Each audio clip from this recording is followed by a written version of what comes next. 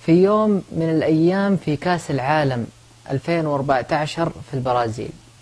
في عدن كانوا يعرضوا كأس العالم في الساحات في الألواح البيضاء بالبروجيكتور، وتقريبا ذاك اليوم كان مباراة فرنسا، وكان في زحمة وغثاء وحر، وكنت أنا جالس في وسط الزحمة ذا، ومعي أبو عبيد. أبو عبيد هذا الجني حقي، الهاجس حقي. وكانت شركة كوكاكولا هي اللي تسوي الإعلانات حق كأس العالم، وكانت على يساري لوحة دعاية لكوكاكولا حمراء، كانت فيها صورة نانسي عجرم. التفت حصلت أبو عبيد مخلي المباراة ومخلي الخلق والناس والزحمة، وعينه على الصورة حق نانسي عجرم. بعدها ب10 دقائق ما دريت إلا والرجال شاش نطه ورايح. وين بغيت؟ قال مالك دخل.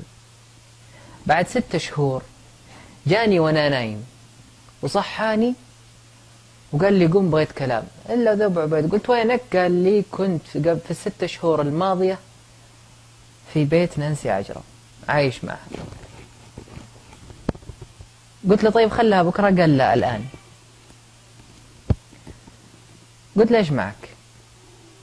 قال لي أنا ما كنت ابن مجرم ولا ظني أنا مجرم، لأني دايما عاقل ولا لي وجه إجرامي، وقالوا إني المجرم ولكن قلبي الأجرم، لأنه حب له بنت رمتها بسهمها الرامي.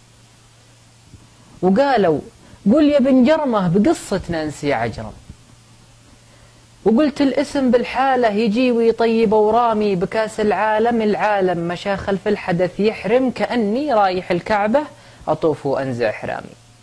أشوف الناس في زحمة ومنه حامي الدم، يسب أول لبنزيمة وسب عادل ولد رامي، كثير إزعاج من حولي وكنت الحال يتألم، وصدري ضايق خلقه ولكن زاد والامي.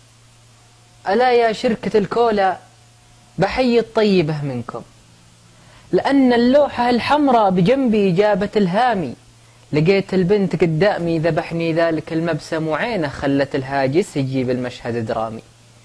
بنيت البيت والثاني عليها نانسي عجرم. قال بنيت البيت والثاني عليها نانسي عجرم، وصرت اليوم أنا فرعون وبياتي هي هرامي. بنية قمت بوصفها طرت سيره البو حضرم، لها مني عسل أصلي وكسرة بيت إكرامي، وبلغي حضرمي كلمة لعينه كلنا نكرم، وبقلب حضرموتي لين أنول بشوفه مرامي. إذا عشق البنية جرم أنا في ذا الزمن مجرم، تعال وقيد رساغي وقل شرير وحرامي.